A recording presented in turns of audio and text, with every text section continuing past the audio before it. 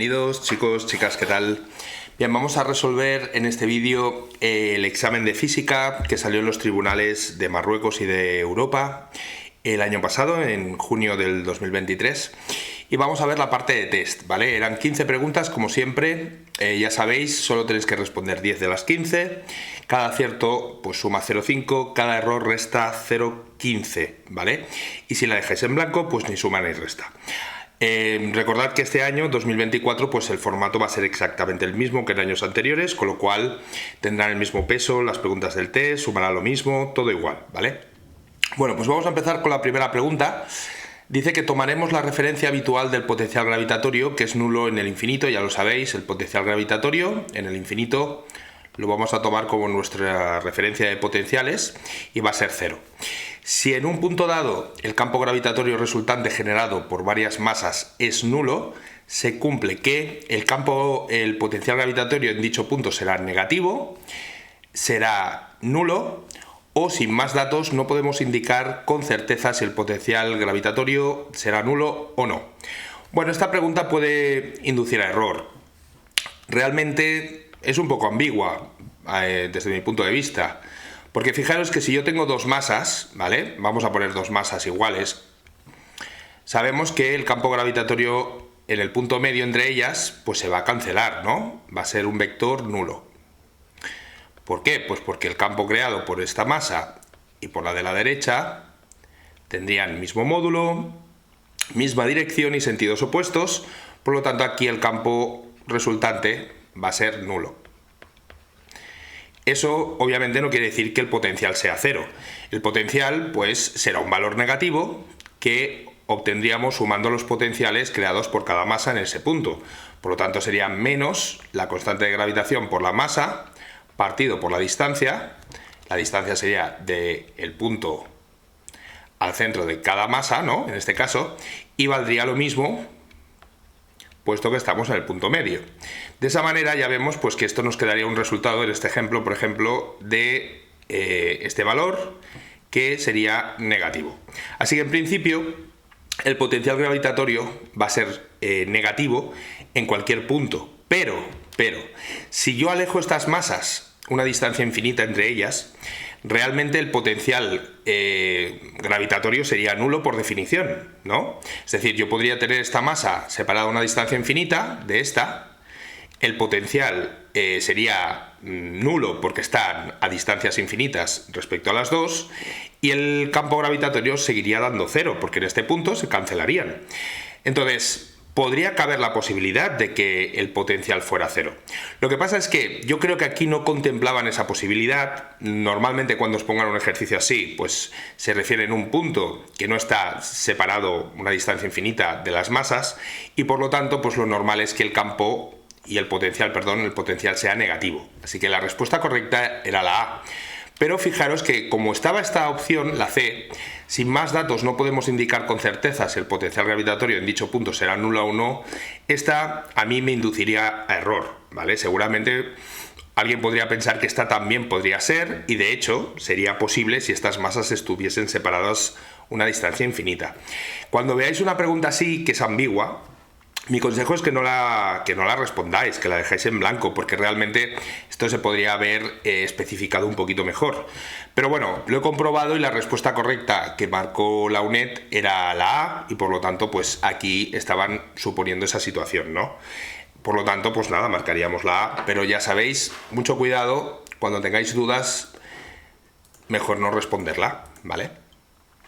La pregunta 2 nos dice que tenemos dos planetas, A y B, que tienen masas iguales. Como veis aquí, la masa del planeta A es la misma que la masa del planeta B.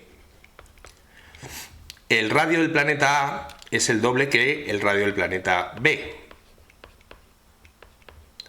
Y aquí nos dan un dato, en este caso el volumen de una esfera, que esto puede ser útil para calcular, por ejemplo, densidad, ¿no?, de un planeta, porque es la masa entre el volumen de la esfera, pero que en este caso era un dato totalmente irrelevante. Quiero decir, aquí que me digan el volumen de una esfera no me servía para mucho, porque fijaros que me preguntan sobre el campo gravitatorio en ambos planetas, ¿no? Y los estamos comparando para saber cuál es más grande, si uno es la mitad, si son iguales, si uno es la cuarta parte. Con lo cual, pues no influye realmente en el volumen.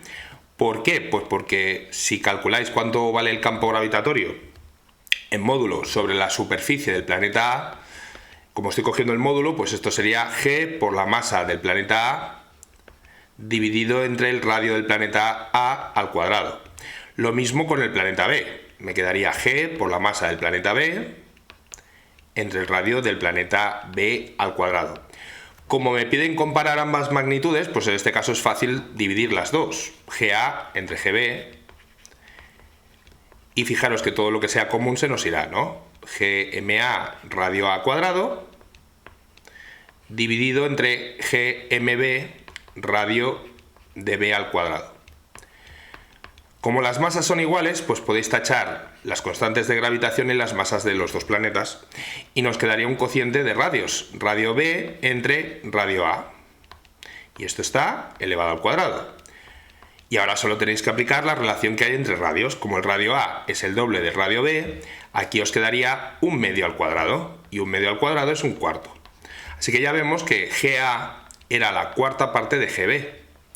Pero fijaros que para resolver este ejercicio no he hecho uso de esta relación con el volumen, para nada, ¿vale?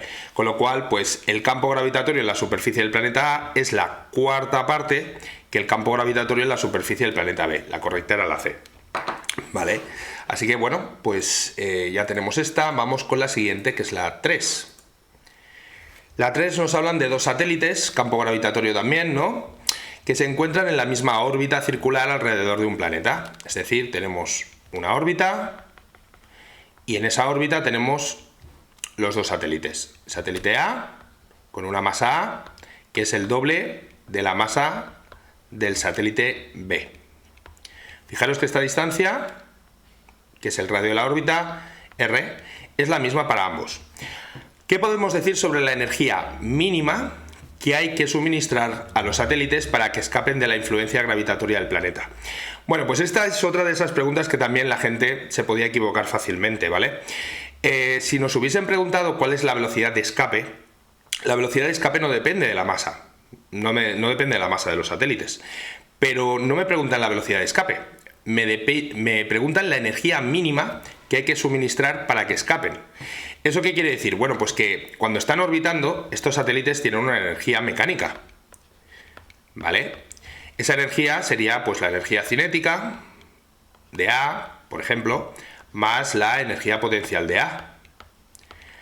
Ya sabemos que esto es un medio de la masa por la velocidad al cuadrado y en este caso pues lo mismo, ¿no? Sería menos G por la masa del planeta por la masa del satélite dividido entre el radio, ¿vale? El radio de la órbita. Claro, sabemos que hay una relación entre la V cuando está orbitando.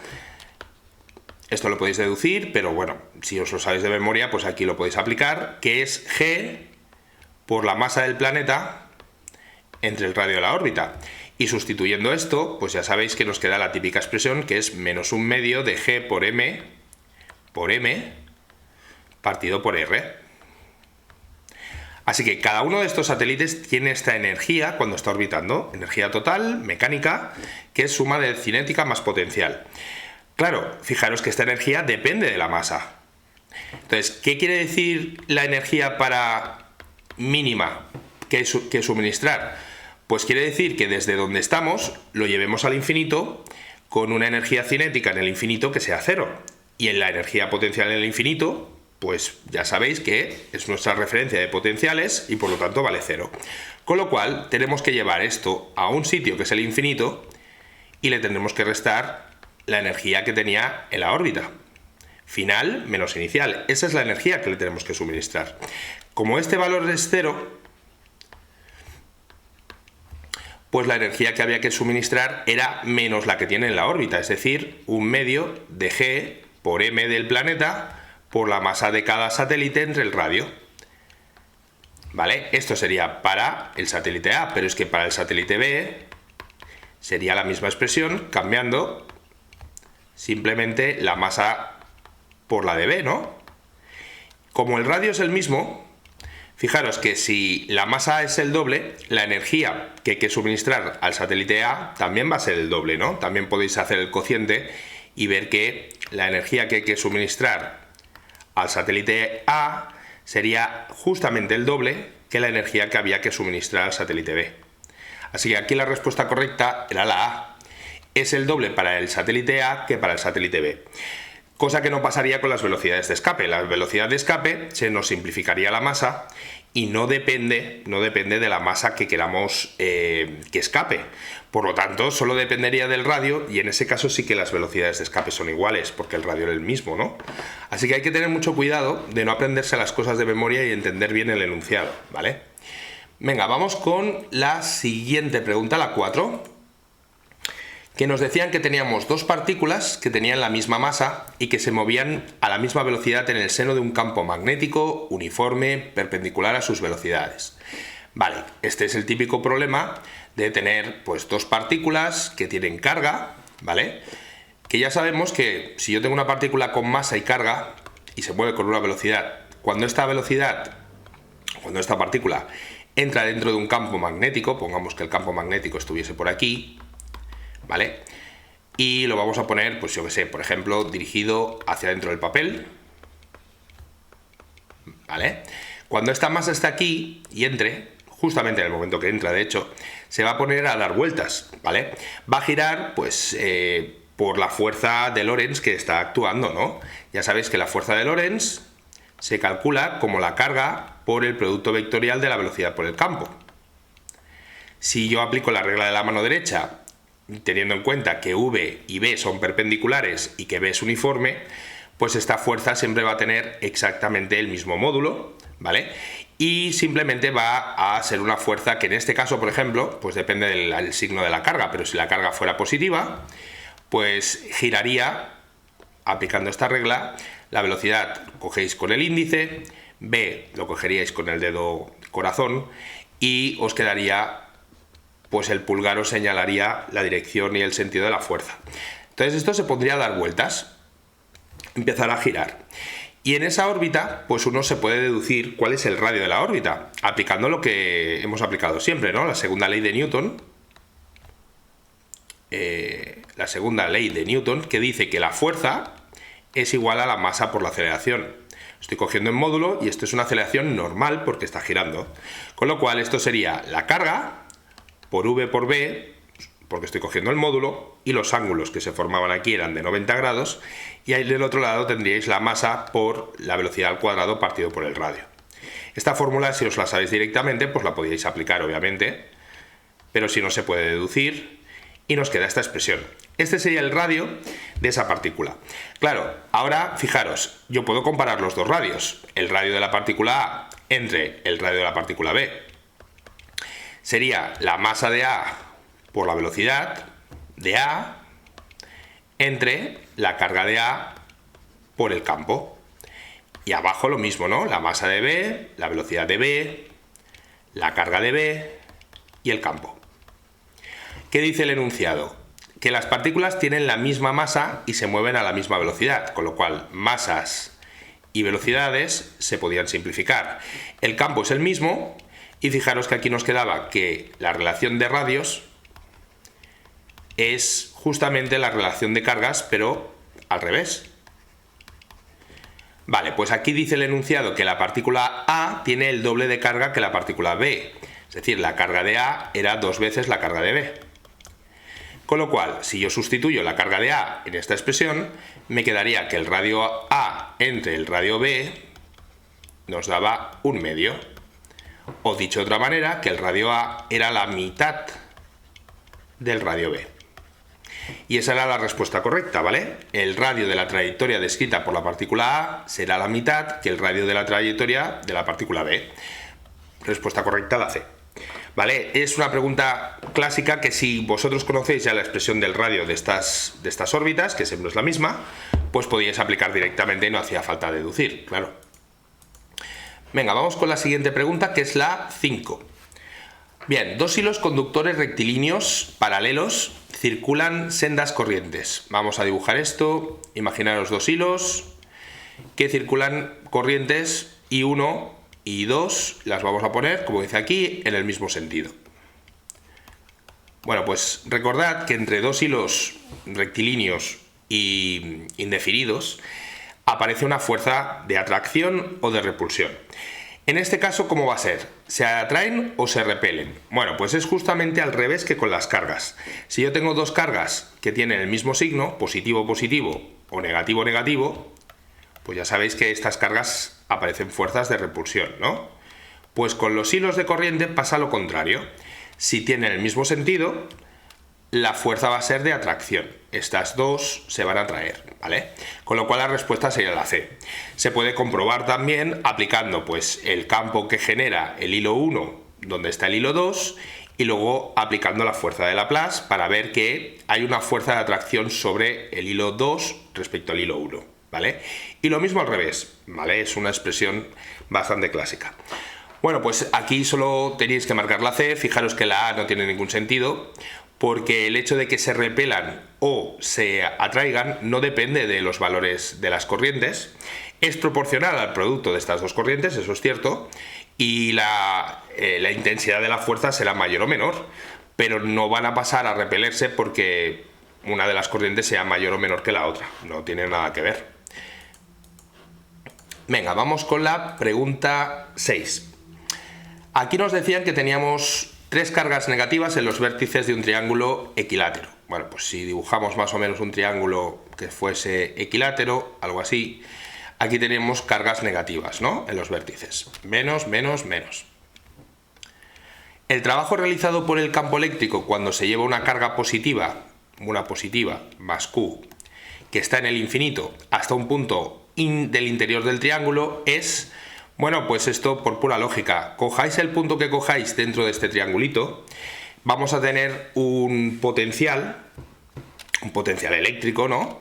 Que va a ser negativo, porque las cargas son todas negativas. Entonces, por ejemplo, pues podéis coger el centro del triángulo, por poner un ejemplito, todas estas distancias serían las mismas, pero da igual, ¿eh? Podría ser cualquier punto dentro del triángulo, os va a pasar esto.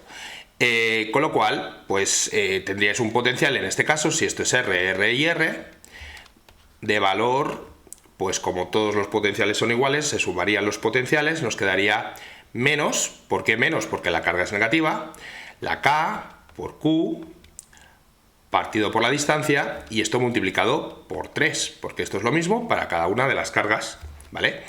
Claro, potencial va a ser negativo, por lo tanto, en ese punto P. El potencial en el infinito, por convenio, es 0.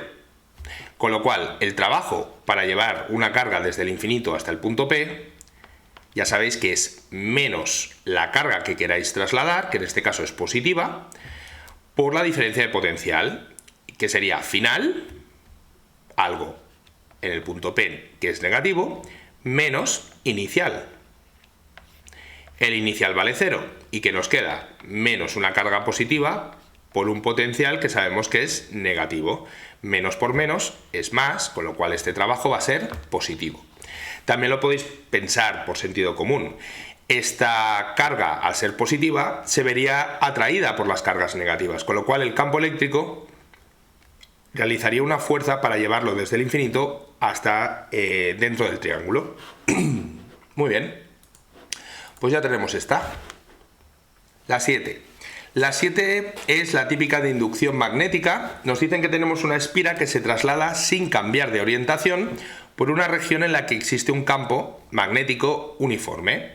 Uniforme y además que no varíe con el tiempo, ¿vale? No lo dice, pero bueno, es de suponer. Se verifica que, vamos a ver, si yo tengo, imaginaros un campo que vamos a poner ahora hacia afuera del papel, da igual, orientado así, y por ejemplo aquí tuviésemos una espira, que da igual la orientación que tenga, la cuestión es que no cambia la orientación respecto del campo y que se va moviendo dentro de esta región, ¿vale? Con una cierta velocidad, pues fijaros que el flujo magnético se va a mantener uniforme, se va a mantener constante con el tiempo, ¿no? ¿Y eso por qué? Bueno, pues porque el flujo magnético se calculaba como el producto escalar de B por S, donde S es el vector superficie de esta espira. Claro, esto es el producto de los módulos por el coseno del ángulo que forman. Así que para que el flujo varíe, tienen que variar una de estas tres cosas. O varía el campo, o varía la superficie, o varía la orientación. Como no está cambiando ninguna, pues quiere decir que esto se va a mantener constante. Si se mantiene constante, la fuerza electromotriz inducida, que es menos la derivada del flujo respecto del tiempo, nos daría 0. Es decir, que no hay fuerza electromotriz inducida y por lo tanto tampoco va a haber corriente inducida. Así que la respuesta correcta es la B. La corriente inducida en la espira es nula. Y esto es independiente de la orientación, ¿eh? Podríais tener la espira orientada de otra manera, que mientras no cambie la orientación, ni el tamaño de la espira, ni el campo magnético varíe con el tiempo, pues no vamos a tener fuerza electromotriz ni corriente inducida. ¿Vale? Muy bien. Pues venga, vamos con la 8. La 8 nos dice que en un instante dos ondas bidimensionales A y B se encuentran a la misma distancia de sus respectivos focos emisores. Ondas bidimensionales como por ejemplo pues, ondas en una superficie del agua, imaginaros las ondas, dos focos,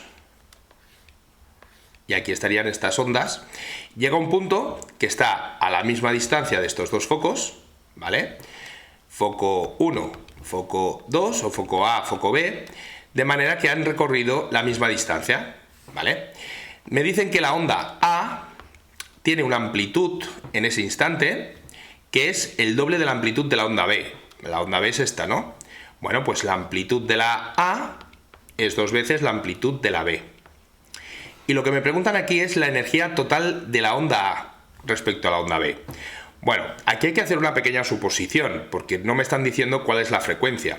La energía de una onda es proporcional, como ya sabéis, a la amplitud al cuadrado, pero también es proporcional a la frecuencia al cuadrado.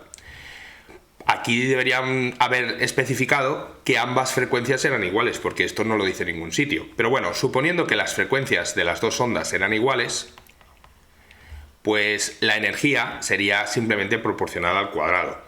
Con lo cual, la relación que hay entre la energía de la onda A y la energía de la onda B sería la misma que hay entre la amplitud de la onda A al cuadrado entre la amplitud de la onda B al cuadrado. Esto es lo que sirve a hacer la relación, el cociente entre las dos magnitudes. Todo lo que sea igual, pues se cancelaría. Por ejemplo, la distancia también influye. Pero en este caso era la misma distancia, con lo cual, pues nada, nos quedaría este cociente. Y como la amplitud de la onda A era el doble, pues 2 al cuadrado me quedaría aquí un 4, ¿no? Es decir, que la energía de la onda A va a ser 4 veces la energía de la onda B. Yo diría que en este caso era la A. La energía total de la onda A es 4 veces la de la onda B, ¿vale? Bien, bueno, esta es típica pregunta medio teórica, ¿no? Que hay que conocer esas relaciones. Aquí nos dicen en la 9 una lente delgada convergente de distancia focal 5 centímetros, ¿vale? La distancia focal ya sabéis que es f', 5 centímetros. Es una lente convergente, su distancia focal es positiva, ¿vale? Se coloca un objeto a una distancia de 20 centímetros, eso sería la distancia del objeto a la lente, que siempre, por el convenio de signos, se pone a la izquierda, ¿no? Por lo tanto, esta distancia sería negativa. ¿Vale? Y aquí simplemente nos pedían si la imagen iba a ser real, mayor que el objeto, virtual, mayor que el objeto, o real y menor que el objeto.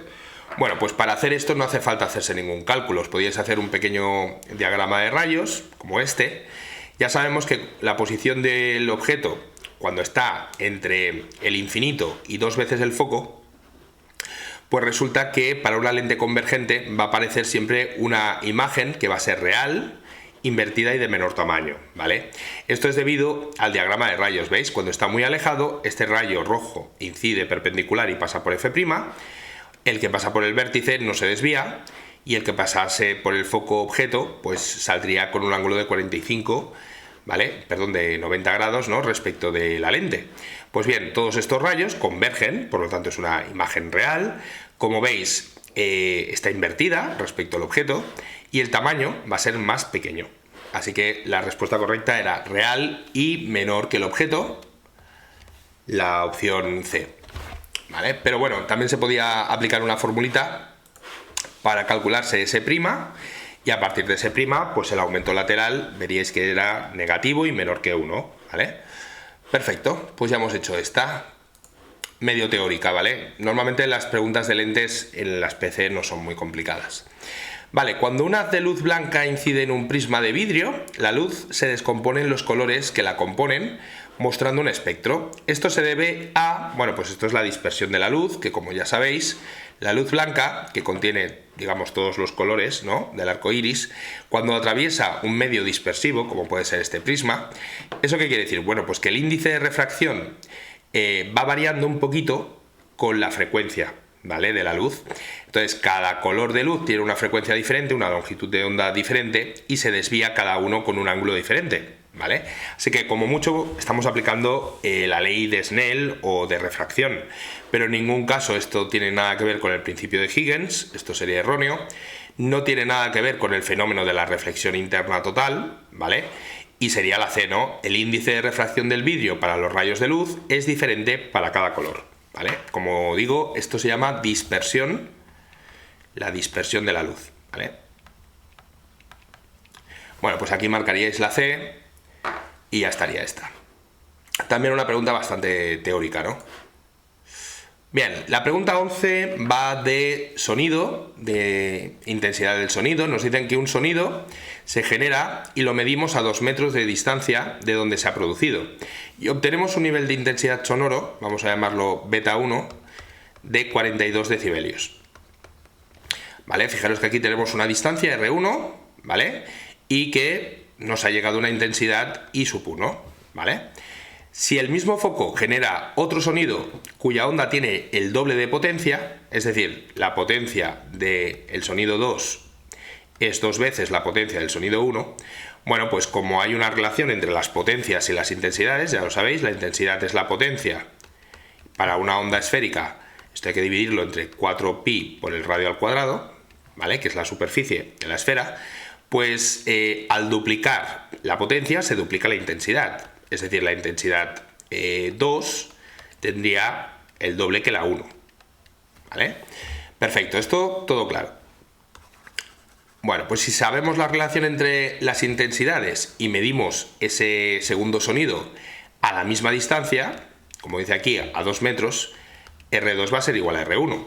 Esto lo podíais calcular. Podíais calcularos la intensidad 1, multiplicarla por 2 y calcularos el nivel sonoro para la intensidad 2.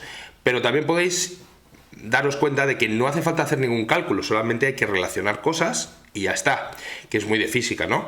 Pues vamos a ver cómo sería beta 2, el nivel sonoro 2. Sería 10 por el logaritmo en base 10 de la intensidad 2 entre la intensidad umbral. Fijaros que en este problema no nos daban el valor de la intensidad umbral. ¿Por qué? Pues porque realmente no nos hacía falta, ¿vale? Pero si lo sabéis de memoria, pues lo podéis aplicar y ya está. Yo no lo voy a aplicar porque como no lo dan, ¿vale?, en este ejercicio, pues voy a suponer que lo tengo que hacer sin conocerlo, ¿vale? Que es muy típico, ¿no? Si nos dan una constante en algún problema, no podéis utilizar esa constante. Bueno, pues, ¿de qué manera podemos relacionarlo? Bueno, pues sabemos que esto es 10 por el logaritmo de 2 veces la intensidad 1 entre la intensidad umbral, ¿vale? Con lo cual, fijaros que yo puedo sacar este 2 por las propiedades de los logaritmos y hacer suma de logaritmos. 10 logaritmo de 2 más 10 logaritmo de I sub 1 entre I sub 0. Pero es que esto es justamente el nivel sonoro de la onda 1, ¿no?, del sonido 1. Así que, básicamente, para calcular el nivel sonoro 2, teníais que coger el nivel sonoro 1 y sumarle 10 por el logaritmo en base 2, base 10 de 2. Esto es aproximadamente 3 decibelios. Pues bien, si yo sumo 42 más 3 decibelios, nos quedaría un nivel sonoro de 45 decibelios. Con lo cual aquí habríamos marcado la C y ya está. Así que, ¿se puede calcular? Sí, claro, se puede calcular, pero para eso necesitabais conocer el valor de I sub 0, que ya sabéis que es 10 a la menos 12. Se podía hacer así. Pero me parece más interesante relacionar las cosas y poderlo hacer sin necesidad de conocer esa constante, ¿no?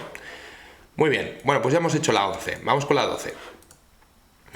La 12 dice que la constante de desintegración de un material radiactivo se mide en Aquí la t simboliza una magnitud de tiempo y m magnitud de masa. Bueno, pues esto basta con conocer una expresión que es la ley de la desintegración radiactiva, que dice que, por ejemplo, el número de núcleos que quedan por desintegrar al cabo de un cierto tiempo son los núcleos radiactivos que teníais inicialmente por e elevado a menos lambda por t. Y esto sabemos que no tiene que tener unidades. Acordaros que esta exponencial, lo que tenéis en el exponente, tiene que ser adimensional.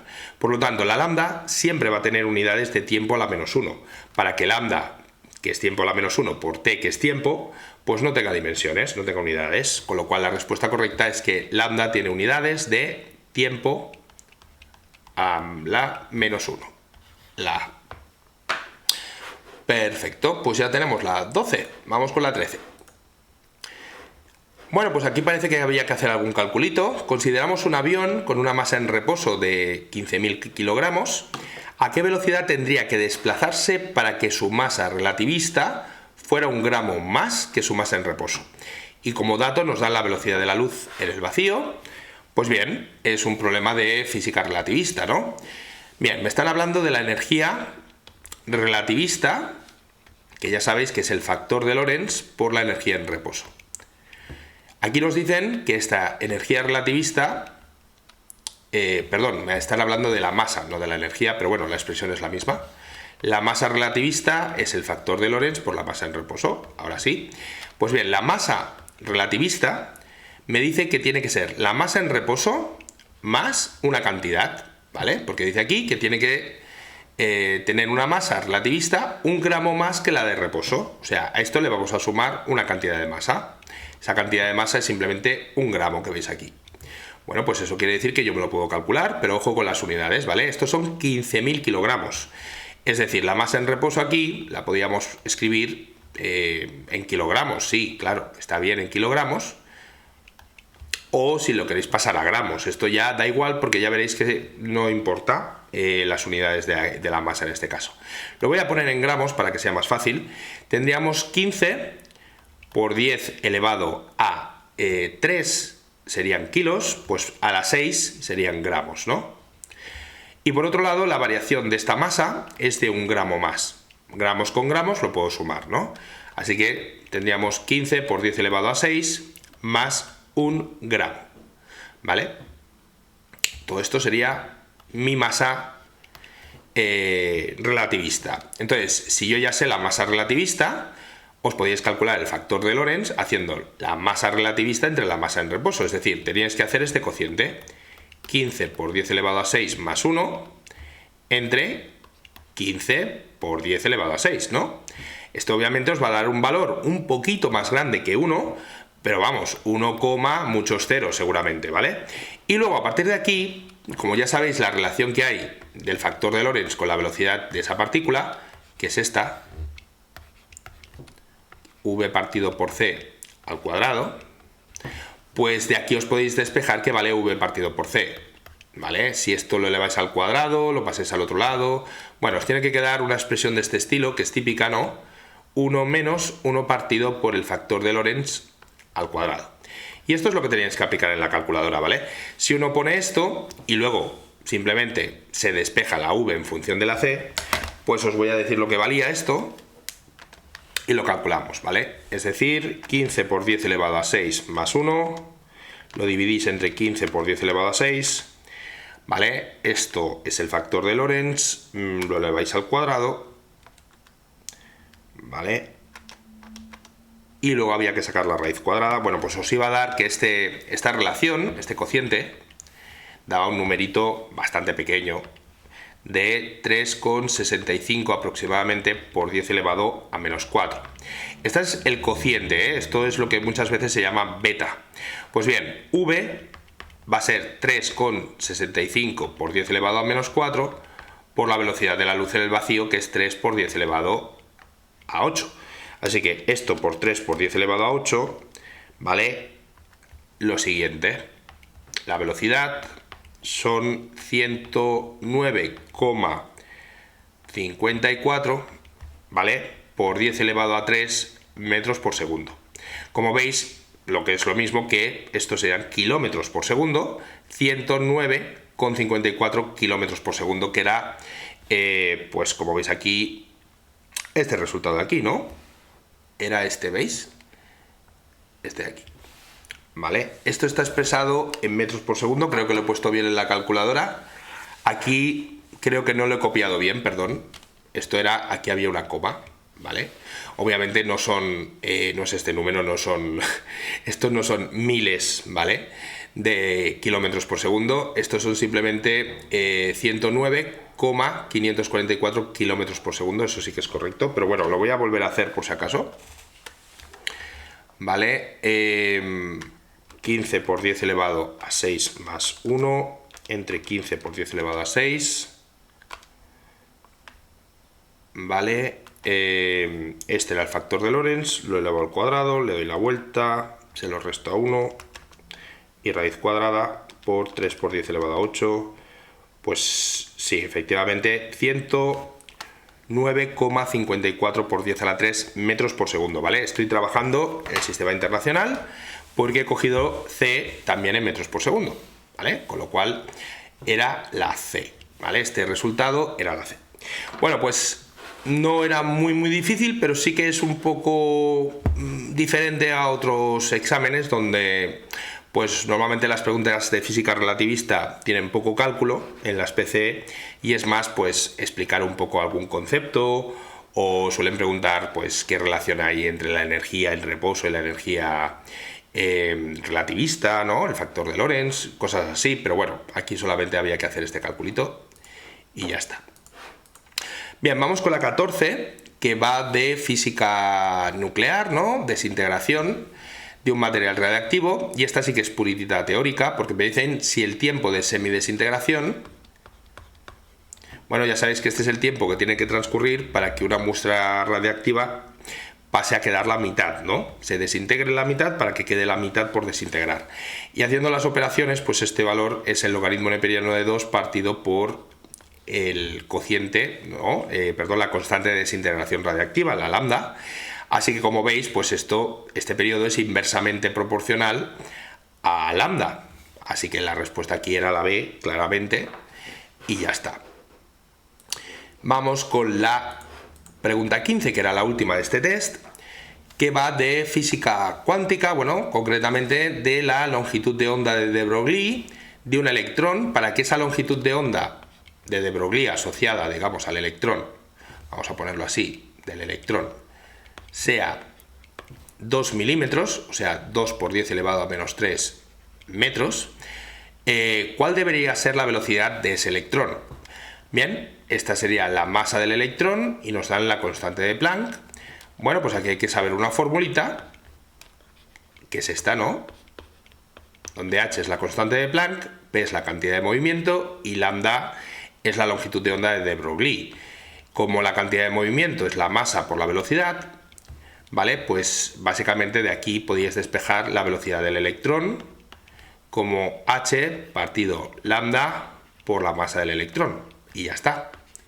Si ponéis aquí los valores, 6,63 por 10 elevado a menos 34, abajo lo ponemos todo siempre en el sistema internacional, longitud de onda 2 por 10 elevado a menos 3 y la masa del electrón 9,1 por 10 elevado a menos 31, pues vamos a hacer este cálculo a ver cuánto daba. 6,63 por 10 a la 34 menos, entre 2 por 10 a la 3 menos, y entre 9,1 por 10 elevado a 31 menos, a mí esto me ha quedado 0,36. 0,36, todo está en el sistema internacional, por lo tanto metros partido por segundo, ¿vale? Es decir, esta sería la velocidad que, como veis, coincidía con la opción B. Bien, aquí fijaros que, dada esta velocidad, que es bastante pequeña, ¿no? Respecto a la velocidad de la luz, pues en ningún caso teníais que considerar efectos relativistas en este caso, ¿vale? En caso de tener velocidades de este electrón próximas a la velocidad de la luz, del orden de un 10%, un poquito más, pues entonces sí que podéis utilizar la longitud de onda, pero aquí habría que utilizar la masa relativista y la velocidad de la partícula, obviamente. Pero bueno, en este caso era la B, y bueno, pues ya hemos acabado este test. Espero que se haya entendido todo. Quién sabe, tal vez este año haya alguna pregunta muy parecida a estas, así que nada, a practicar y mucha suerte. Venga, hasta luego, gracias.